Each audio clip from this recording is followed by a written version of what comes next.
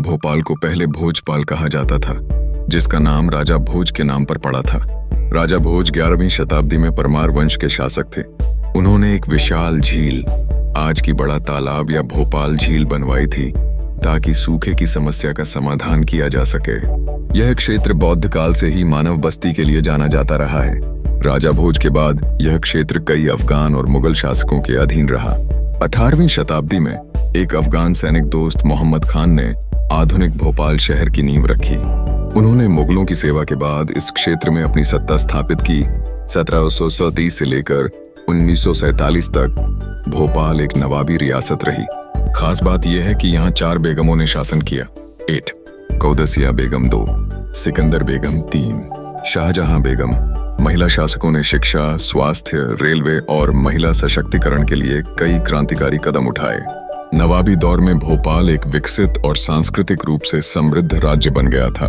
British शासन के दौरान भोपाल एक सलामी रियासत थी, यानी ब्रिटिश हुकूमत के अधीन होते हुए भी आंतरिक स्वायत्तता प्राप्त थी। नवाबों ने ब्रिटिश सरकार से अच्छे संबंध बनाए रखे और कई राजनीतिक मुद्दों में सक्रिय भूमिका निभाई। भोजताल, जिसे पहले अपर लेक के नाम से जाना जाता था, एशिया की सबसे बड़ी कृत्रिम झील है जो भोपाल में स्थित है। यह झील शहर के निवासियों के लिए पीने योग्य जल का एक प्रमुख स्रोत है। भोजताल का निर्माण राजा भोज ने अपने मालवा 8005-155 के शासनकाल के दौरान करवाया था।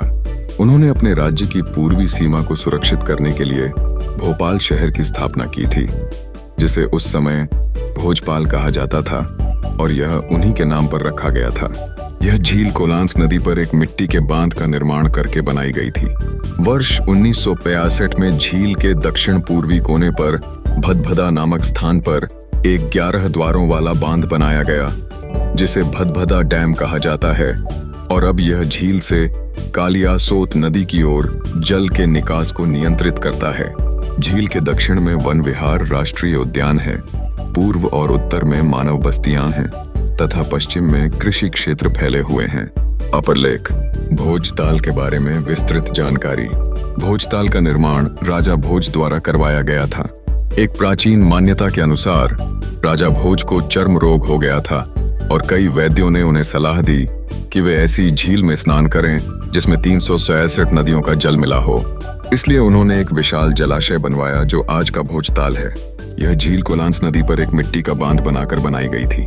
यह भोपाल शहर के लाखों लोगों के लिए पीने योग्य पानी का मुख्य स्रोत है। पर्यावरणीय दृष्टि से भी यह क्षेत्र अत्यंत महत्वपूर्ण है।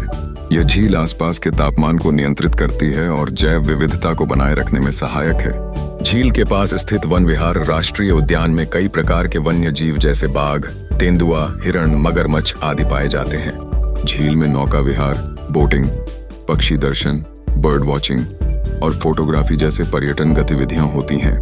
यहाँ कई प्रवासी पक्षी सर्दियों में आते हैं। आज यह झील लाखों लोगों के लिए जीवनदायिनी स्रोत बन चुकी है। भोपाल शहर के लगभग 40% निवासियों की पीने के पानी की जरूरतें इसी झील से पूरी होती हैं। 1966 में इसके दक्षिण पूर्व कोने पर भदभदा डैम बनाया गया, जिसमें 11 फाटक हैं। यह डैम झील के जल को कालियासोत नदी की ओर नियंत्रित रूप से बहने देता है।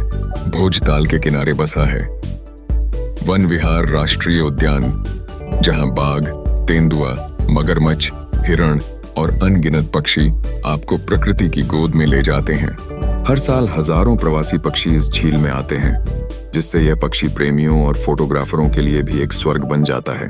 आज का भोजताल सिर्फ एक जलाशय नहीं, यह भोपाल की आत्मा है। एक ऐसा स्थल जहां इतिहास, पर्यावरण और सौंदर्य तीनों एक साथ मिलते हैं।